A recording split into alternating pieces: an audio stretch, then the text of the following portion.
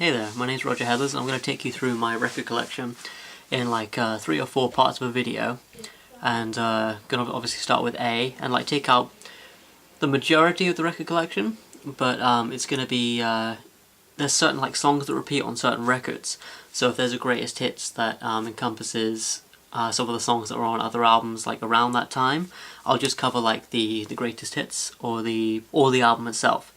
So yeah, so we're going to start with A, and like the beginning of my record collection here is exactly what's wrong with the way I house my records, and you'll notice at the very last record too.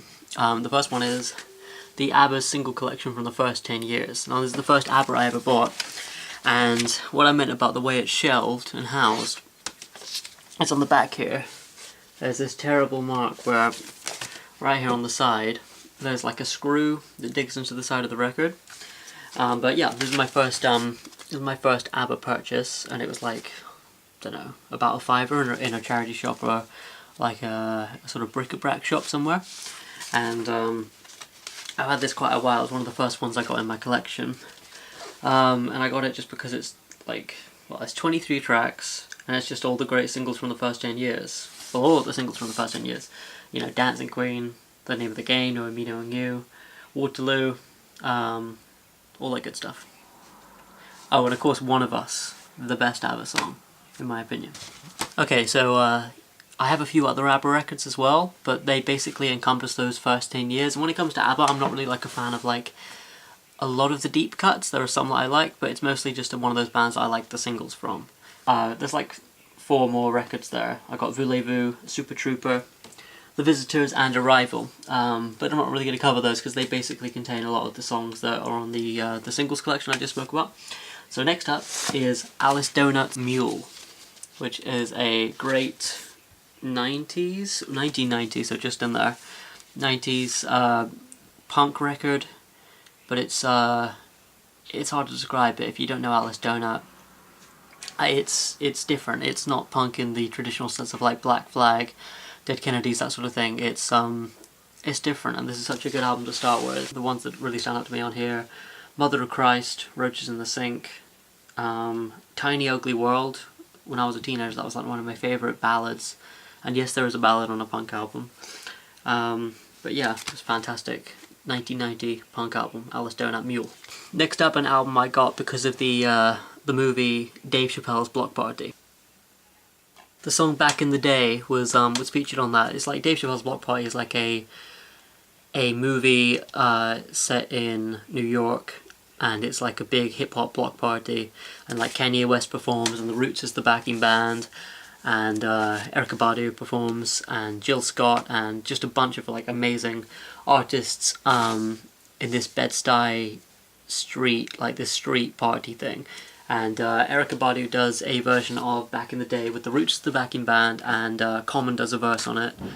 And I want to say Talib Kweli does a verse as well, but I think it's definitely Common comes on to feature on that performance. And I just love that song. And so the moment I came across this in a record store, I bought this one first hand. All the other ones you've seen so far have been second hand, but I bought this one first hand, and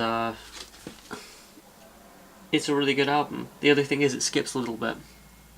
Okay, next up is a Beach Boys, I think it's a compilation, I think, because these songs appear on other albums and singles and things like that, and this is the Beach Boys Endless Summer, and it's just, again, like the ABBA single thing, the singles collection, it just contains a really great, it's like a gatefold, and it contains I Get Around, Little Deuce Coupe, Surfer Girl, Surfing USA, all the good stuff. And look at this artwork on the inside. Isn't that just amazing? Isn't that just amazing?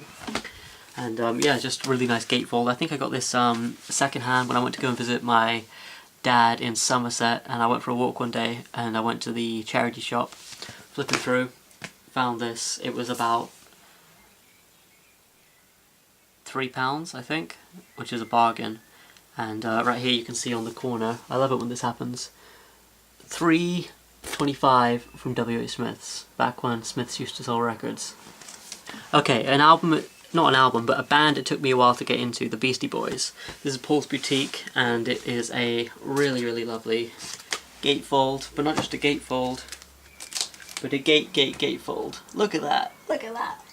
It's just this amazing panoramic shot of the street, and you could probably look up like a high definition version of this image, but it's just this amazing New York street, and you can just see all the shops and everything, and the name of the album comes from an actual shop on the front cover there, Paul's Boutique.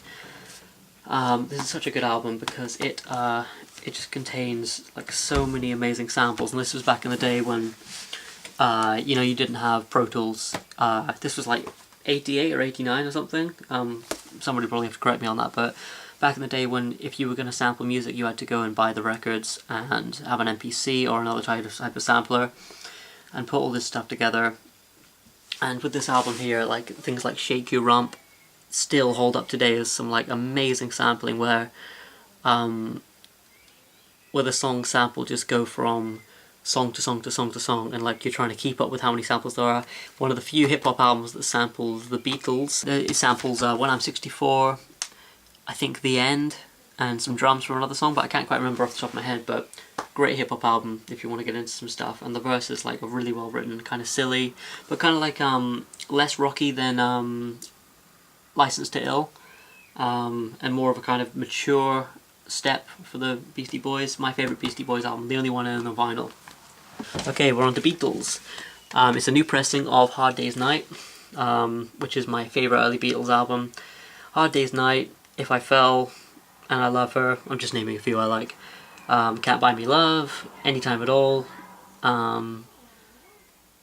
It's just a solid one. I think it was the first one when all the all the songs were by the Beatles, no covers. It's the first Beatles album with no covers on it, and there were like a few experiments starting to happen. Obviously, like for any people who are Beatles fans, like you know that the Beatles got more experimental and progressive as their career went on, obviously. And there were just things like with the beginning of A Hard Day's Night, there is a chord that can only be played by all of them, including George Martin sitting around on the piano and bass guitar and like all playing this chord together, which starts off the entire album with that "Fling is better," and then it just all kicks in. Great album, favourite early Beatles album. Moving on. Okay, the Beatles Rubber Soul. I have the Green Apple edition, and this is a slightly older pressing. Might be a second pressing. It's a bit like shabby on the corner there. It's kind of coming apart, and I need to get some vinyl glue because my copy of Kate Bush's The Kick Inside, which I bought the other day, which we will get to, is also kind of like falling apart. But I'm not really too concerned about the condition of records like this. I'm one of those people who will, you know, buy something cheap just because it has the music on it, as long as it plays, as long as it's not scratched. But yeah, I've just seen a face, Norwegian Wood, Michelle. I mean, Rubber Soul is like one of my favourite Beatles albums. Like, this kind of like the turning point, I think, where they got more experimental, more progressive, and started to try some newer ideas, but still had that kind of like classic songwriting sound from the earlier albums as well. But if you haven't heard it, check out Rubber Soul. Really great Beatles album to start with in general, because you kind of get a bit of the mix of both worlds, of the newer, more progressive stuff and the older, more classic stuff. Like, there's still some hints of like rock and roll and blues and that sort of thing right here. So, Revolver, fantastic album. Not one of my favourite personal Beatles, not one of my personal favourite Beatles albums, I should say. I love it, but it's not one of my like top 2 or 3. Like, everybody's like has their top 2 or 3. And I know a lot of people have this one in their top 2 or 3. Fantastic album. You know, Eleanor Rigby, I'm Only Sleeping, She Said, Here, There and Everywhere. I mean, it's just like good all the way through. Apart from, I don't really like the song Taxman particularly, or Dr. Robert, but apart from that, a really great album. I should mention as well, like the way I tend to categorize my vinyl is I do it alphabetically, and then when you get to an artist that is obviously of the same letter, I do it chronologically through, so alphabetically then chronologically. There are going to be mistakes with this, but there are certain times when I'll kind of like do it in my own sort of way. Like, for example, Abbey Road for me is after Let It Be, obviously because it was written afterwards and recorded afterwards, I believe. I'm probably going to make some mistakes on this video, but anyway, next up is Magical Mystery Tour, and it is a lovely gatefold with a book like full colour work.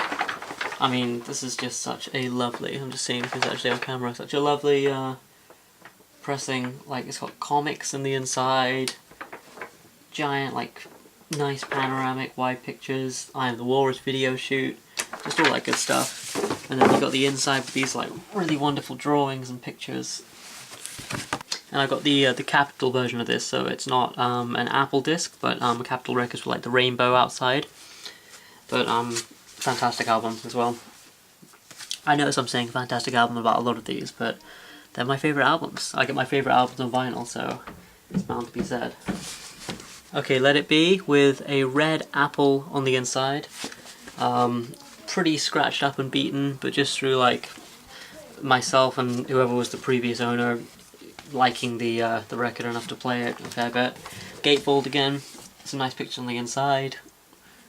I mean, that's like one of the things like when you're collecting vinyl that you really look out for and that you really enjoy, is you get this album that you like and you really enjoy it, and then you open it up and then you got all this great stuff the inside, especially when it comes with a booklet and stuff like that. But the disc's in pretty good shape for the amount of time it's been around, like no real kind of scuffs or scratches or anything like that. And I mean, it's Let It Be.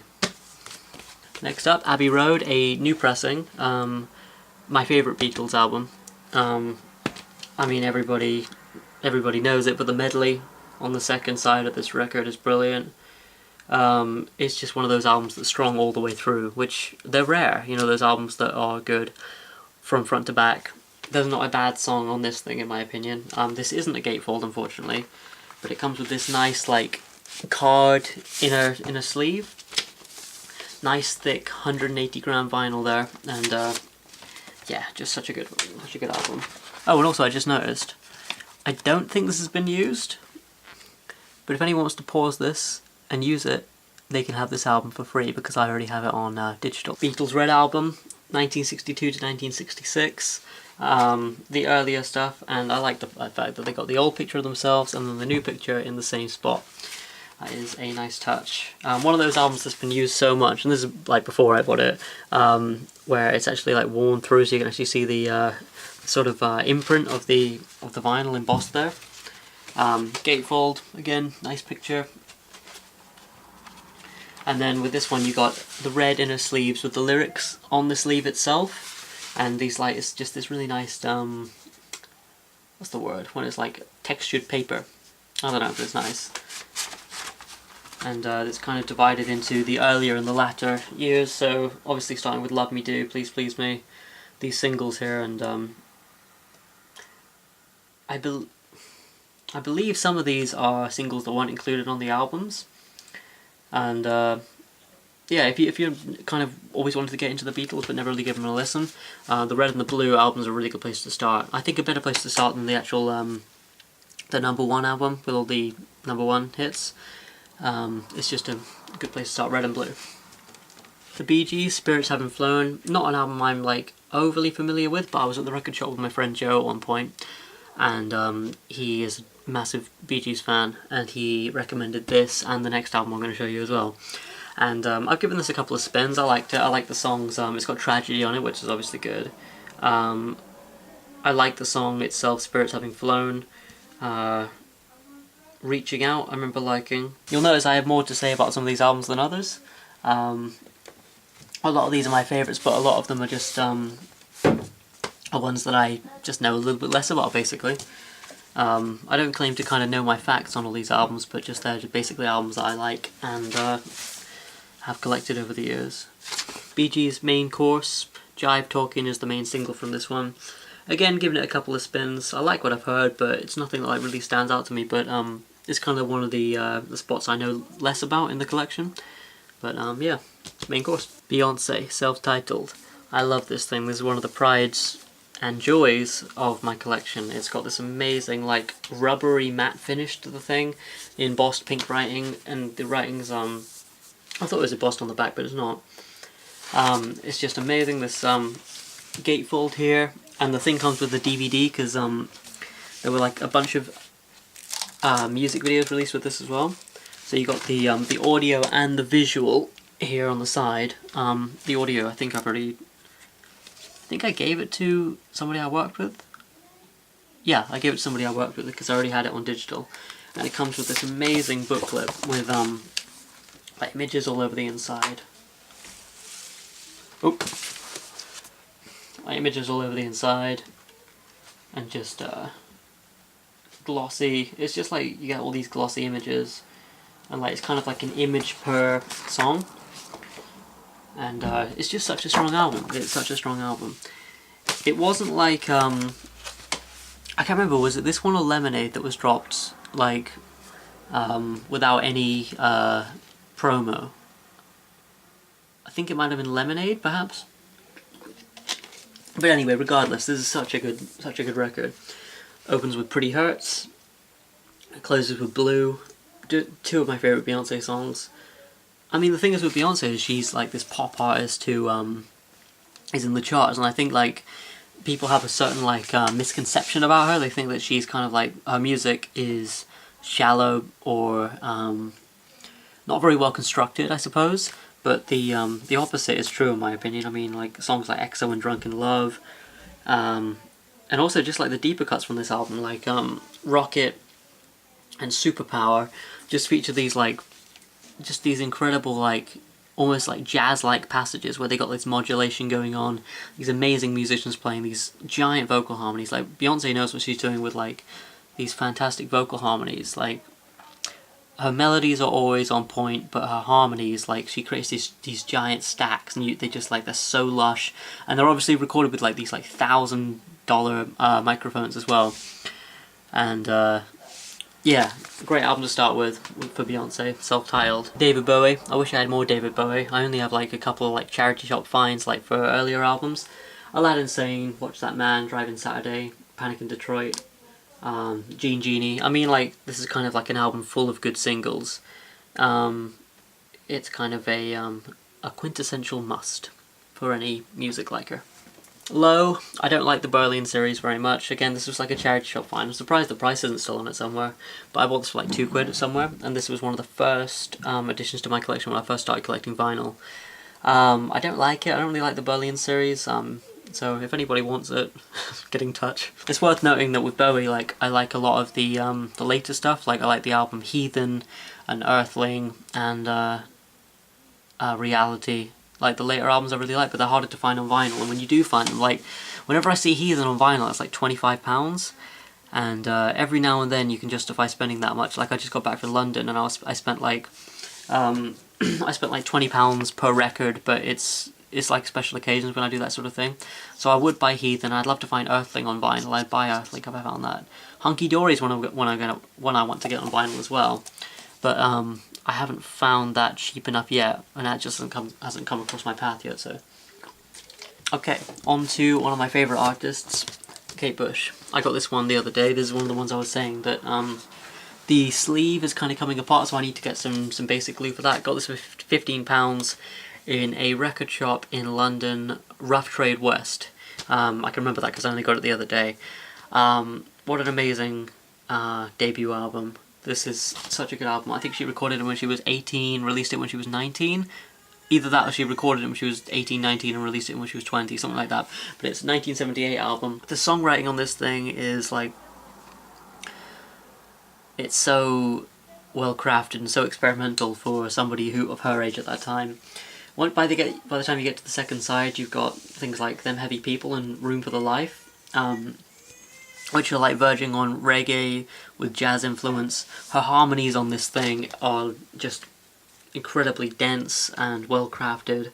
I heard that she, or I read, I think in her biography, that she would record in the studio the instrumentals in the day, like with the band she had together. Really tight band on this thing as well, as like a 4-piece band. And then she'd have her lead vocals, then she'd go home and then she'd craft her backing vocals together to come in the next day and record them on, and she'd like orchestrate everything. It's like they're like string sections, these vocals on this thing. It's really good, so check out The Kick Inside. I mean, it's the first album, so it's a good place to start for Kate Bush. Kate Bush's second album, Lionheart, which was basically, from what I've read and heard, it was a plea from the record label, or not a plea from the record label, but an expectation from the record label that she release an album the year after the year after The Kick Inside, because The Kick Inside was so successful with like singles like Them Heavy People and Wuthering Heights. So she put together what was basically a bunch of leftovers from the Kick Inside writing sessions, and the results were just as impressive. Like you would have thought, like with just leftovers, but she'd been writing for years as she was a teenager. I mean, from the time she was a teenager, and then she used some of the best songs on the Kick Inside, but the leftovers that we used for this, I'm sure there was like some original writing too, but some of the leftovers on here were just fantastic. This thing is a gatefold. With the lyrics on the inside, a couple of pictures. The album opens up with the song Symphony in Blue, which is the reason that my room here is blue. It says here, let me see, I spend a lot of my time looking at blue, the colour of my room and my mood, and as a teenager when I was listening to this album I decided to paint my room blue in homage to this song. But there's just so much good stuff on here. Wow is an incredibly, like, it's just this power ballad song. Again, for her age, like the amount she was doing with like texture and everything was just amazing. Hammer Horror, Kashka from Baghdad, another great album. Never Forever, a little bit more avant-garde, a little bit later. Fantastic cover on this thing, look at that. Look at that, look at that. Gatefold again. I don't know who did the illustrations of this, but you get like these really amazing, like, detailed illustrations of like all these animals and coming out of her dress and stuff. And yeah, like I say, it's a little bit more avant-garde, a little bit more like experimental. You could tell she was getting more comfortable in the studio. And eventually she went on to completely produce her own albums. And I think this was like during the period of getting towards that. I know that by the time it was like Hounds of Love, which I want on vinyl, I don't have yet, she was producing all her own records herself. And but yeah, great songs on this. Babushka, Blow Away, I think, which is dedicated to one of her light engineers who died on one of the few tours she ever did. Let's see. Yeah, produced by Kate Bush and John Kelly, so she was still producing with a co-producer as well. All We Ever Look For, Violin. Violin, it's funny because it could have been on The Kick Inside, I think. It has that same sort of feel. Breathing, and one of the best songs of her entire career in my opinion, Army Dreamers, just a fantastic song. Never Forever. The Dreaming, a charity shop find, £5 according to this little sticker here. This is a lot of people's favourite Kate Bush album. Really, like, I don't know how to describe it, rhythmic, I guess. Like loads of really weird rhythms and drums and odd time signatures as well. Like the way she like had leaps and bounds in her musical progression like throughout her career was just crazy. The fact that she, even on the first record, like I say, she had like jazz influence and reggae influence and all these things like weaved into this like perfect pop music. And then the same goes here. There Goes the Tenor, Sat in Your Lap. I've got to give this album another listen at some point, it's really good. And somebody's written, I think, Mark on her hand? Or Milk? I don't know. One or the other. Let's see, I think, yeah, Inner Sleeve, lyrics on there. The Dream. Okay, a Kate Bush 12-inch single is the first 12-inch single in my collection so far, alphabetically. This Woman's Work. I think this is like just a cheap record shop find, it's probably like £1 or something. You got This Woman's Work single mix on one side and Be Kind to My Mistakes and I'm Still Waiting. It's been a while since I've spanned the second side of this record, but according to this, all the compositions are by Kate Bush herself. But I would love it if the song I'm Still Waiting was actually a cover of the Prince song. Because I know they were friends, so maybe they would have covered each other's music at some point. I know they worked together. Okay, now one of my favourite current albums, Carpenter's Self-Titled. I got this recently at my local record shop, Lost in Music, which is in Cornwall. Check it out if you're local. Yeah, the Carpenter's Self-Titled. This is such a strong album. I didn't know what to expect from the Carpenters. I heard good things. I'd never really heard the singles. I'd only ever heard that song, Intergalactic Planetary something. I forget what it's called. I don't have the album with that on, so I forget what it's called. But this is a strong album. I think the crowning jewel on this album is the Burt Bacharach medley. Bacharach David medley, I should say. Knowing when to leave, make it easy on yourself, there's always something there to remind me, I'll never fall in love again, walk on by, and do you know the way to San Jose? Like, each of these segments on this Bacharach medley is like 15 or 20 seconds long, maybe some are a little bit longer, like half a minute, but it's like this sort of like 4 or 5 minute, you recognise all the songs, but they're all done so cleverly. There's like this sort of like musical element, like this show tune type of element to like the pace of the way it moves. The instrumentation on this is amazing. Karen Carpenter is an amazing, or was an amazing vocalist, but also I discovered by reading the liner notes on this album, a fantastic drummer as well. She plays drums on the majority of the stuff on this record, and yeah, just some of the original stuff is amazing here as well. Drusilla Penny is a fantastic Carpenter song. If you never listened to Carpenters before, go on YouTube, Drusilla Penny, because that is great. Carpenter self-titled, amazing album. Okay, Chicago, or Chicago Transit Authority as they were known back in the day. I've got a few Chicago, but I'm only going to really highlight this one. I can see them in my collection there. Like, there's a few, and I've got some down there in my secondary collection of stuff that I don't want to keep on my good shelf. Anyway, this is a fantastic, I think it's the debut, I'm pretty sure it's the debut. My favourite song on here is I'm a Man, which I sampled on one of my records at some point to do a Missy Elliott remix,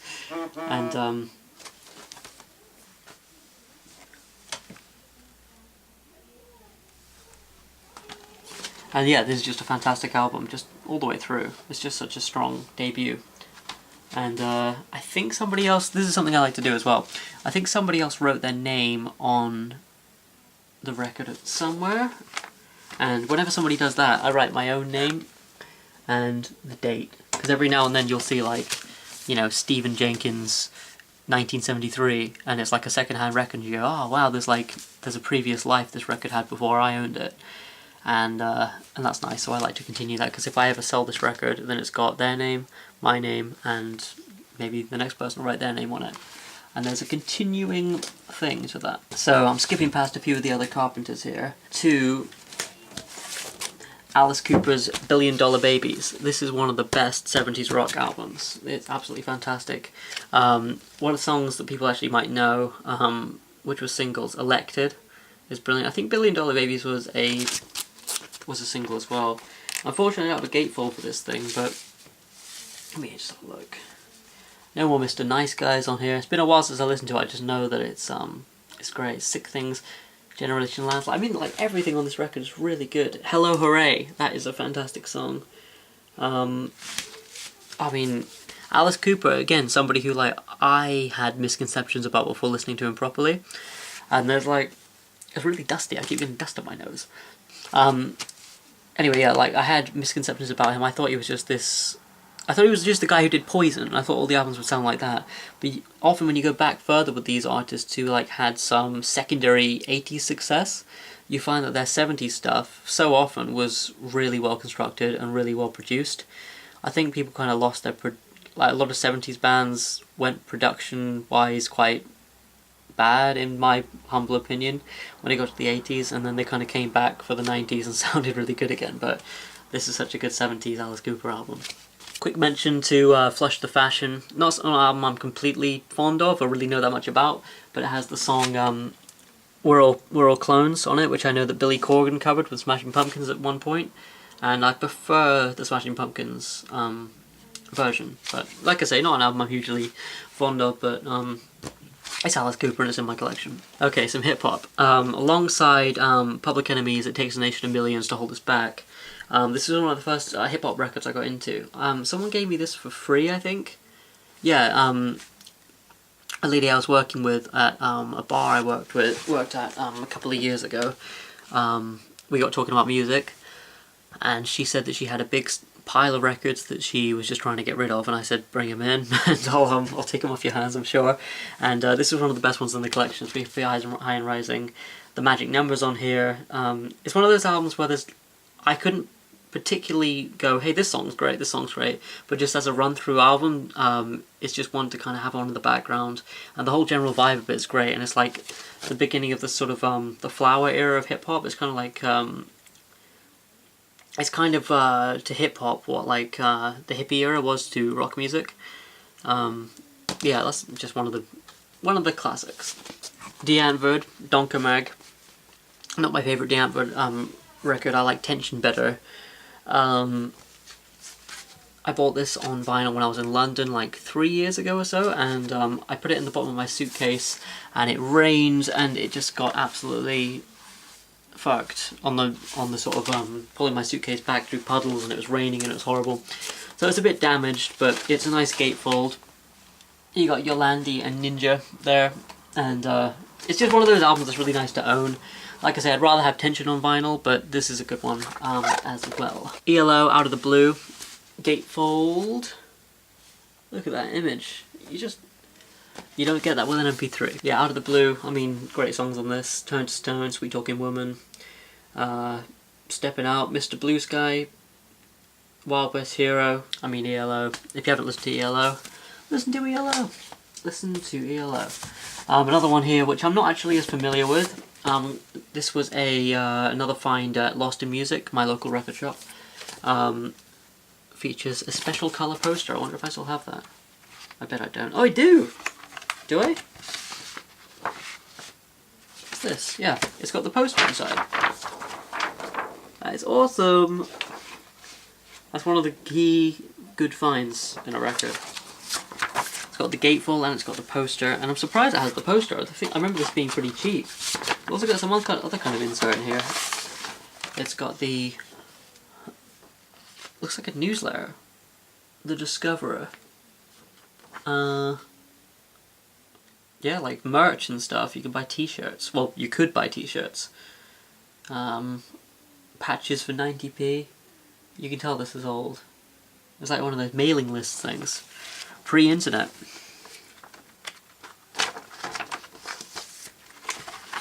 Let's see what's on this thing. I feel a little strange actually not knowing about some of the stuff in my collection, but there's some albums, as you can probably guess by now, which I know a lot more about than others.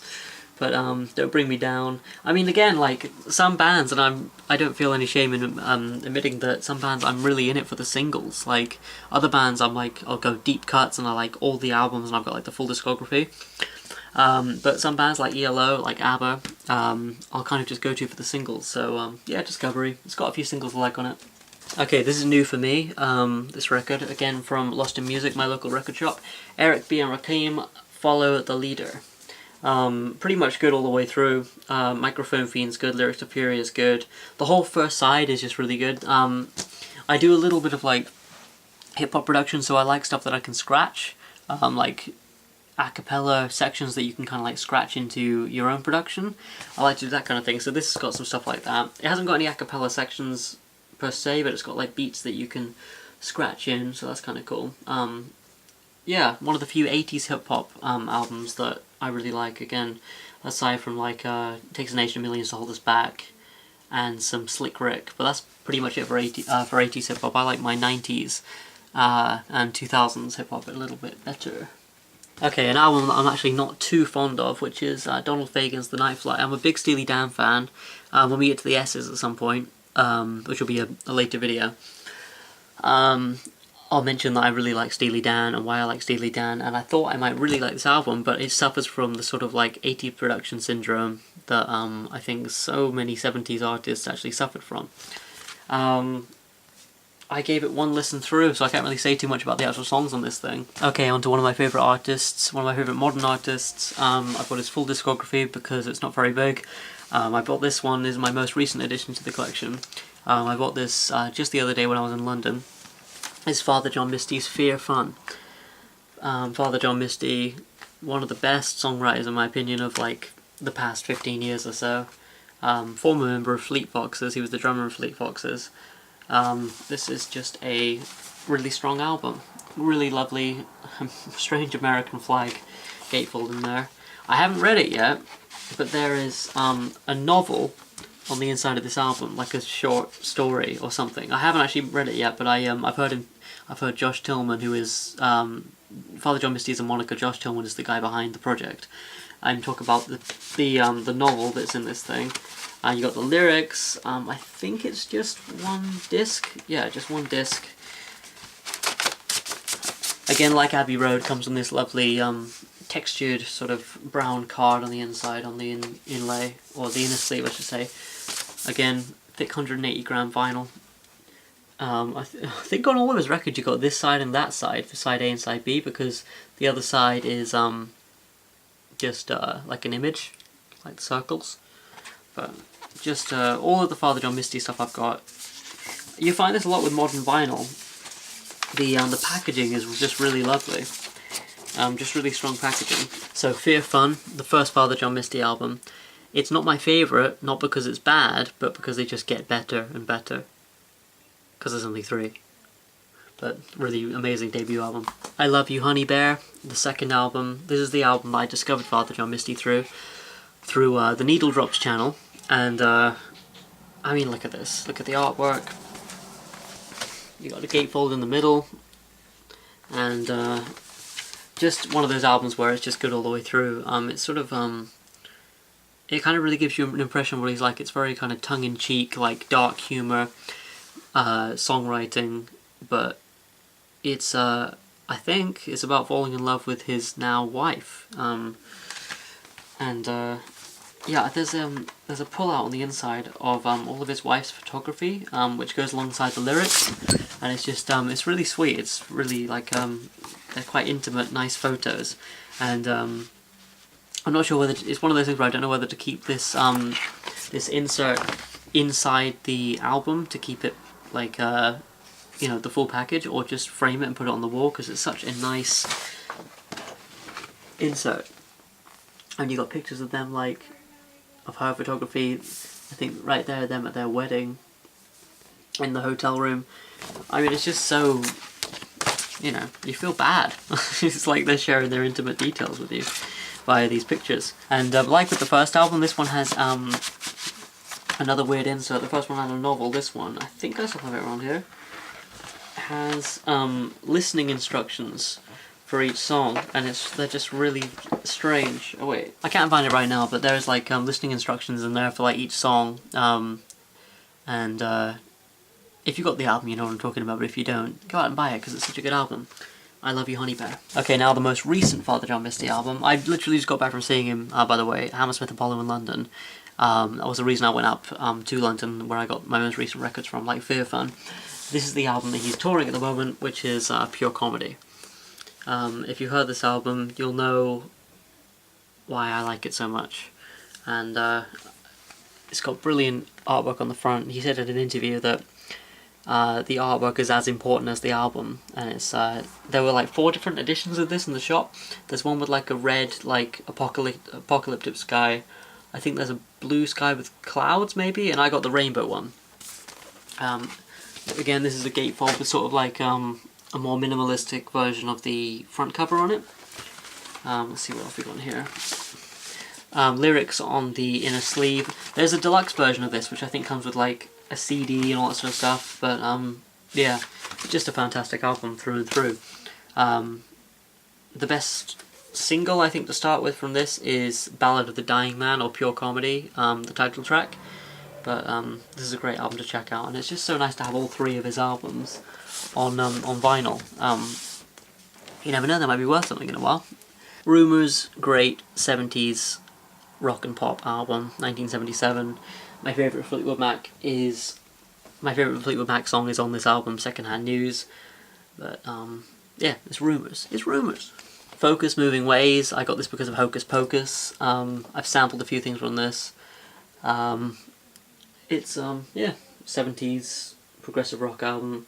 Side 2 is just this giant medley of, it's called Eruption. It's just this giant prog rock, like, slow burner. Pretty good album, not my favourite, but good for like 70s prog rock. Okay, Foo Fighters, The Colour and the Shape. I thought it was a gatefold when I first bought it, but it's not. This is my favourite Foo Fighters album. My second favourite is probably, what do you call it, Wasting Light.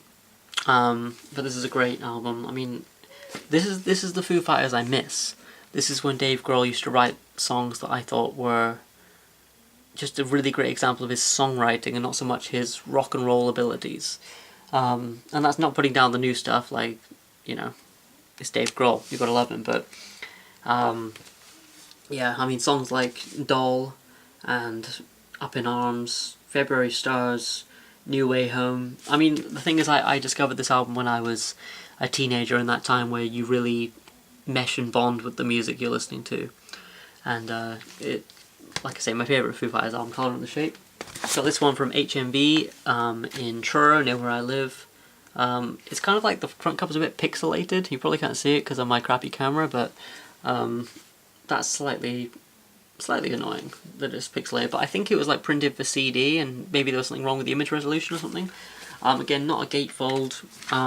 Double album. The second disc is all acoustic numbers, and the first disc is all electric numbers, so it's kind of like divided down the middle. And Dave Grohl said that he'd like this to be the album that dads recommend to their kids 20 years or 25 years down the line when they ask about who the Foo Fighters are. This is the go-to album, apparently, according to Dave Grohl at the time of the interview. I don't have the whole Foo Fighters collection, but I do have this one here, Echo, Silence, Patience and Grace. This is a gatefold, really great images in the middle. I like the kind of like opposites thing they had going on with this album. Or like contrasts. Nice thick 180 gram vinyl. I don't know if they got the lyrics in here. Have they got the lyrics? Yeah, they do. They got the lyrics. And like pictures of the band, like these kind of grainy, nice, looks like film photography. There's Taylor and Dave there. Okay, alongside Kate Bush, another one of my favourite artists here. Peter Gabriel, the first album, the Blue Car album. Let me see. Salisbury Hill was one of the first Peter Gabriel albums I heard. Excuse Me. I mean, there's just, again, like with Kate Bush's debut, there's just so many genres explored on this. There's like, I want to say doo-wop, but it's not doo-wop. It's like old school, like barbershop quartet sort of stuff on Excuse Me. And then there's like giant blues numbers like Waiting for the Big One. It's kind of like quaint and it sounds kind of home recorded. I'm not really sure what the story of the making of this album was, but I just know that it's really strong. Peter Gabriel 2, I think. Oh, it says it's plus insert. This was $3.99. Looks like I got an insert here. I mean, it's not really that great an insert, it's the lyrics. Let's see. On the Air DIY, Mother of Violence. Funnily enough, when I saw him live at the Eden Project, when I was about 16 or 17, he played a lot of the stuff from this album. Oh, actually, that's a pretty good insert. I didn't realise it folded out. It's been a while since I've put this one on the turntable. But yeah, this is a good one. I prefer the first Peter Gabriel album, but this is a good one. Not a gatefold, but it has that insert. Peter Gabriel Melt, I think the third album. Probably wrong, might be, not sure. Kind of continues the same sort of production stuff, but adds more like sampler. Like this was in the early days of sampling with like the Fairlight and stuff like that. I think Peter Gabriel had the first Fairlight that was ever imported to the UK. And then Kate Bush started using it later on, and like it became more and more of a popular tool to use. Like with a lot of Peter Gabriel albums, this one has like a really good mix of really upbeat stuff and like ballads and everything in between. Family Snapshot is a fantastic one through this. Games Without Frontiers featuring Kate Bush. I've got to give this another spin at some point. Ow! I just trapped a nerve on my thumb. Ow. Okay, one of my favourite 80s albums, Peter Gabriel. So, I think it's 85? No, 86. Only 8 songs on this, and I kind of like that in an album because I have a really short attention span. But yeah, each song is... That's the thing with short albums, like each song can be good. It really cuts the fat when you have a short album. And I think it still runs at like the regular time. I don't think the record like stops too soon. I mean, you got Sledgehammer on here, Don't Give Up with Kate Bush again, That Voice again. I mean, you know, the whole thing's good on here. I think the bonus song on this album is usually... I think it's called Bird Song or something, but this doesn't feature the bonus track, but I don't really like that bonus track. But everything on the standard edition of this, which I bought for just £2, absolute bargain. If you see this is one you see in charity shops all the time. If you can pick this up, then I definitely recommend it.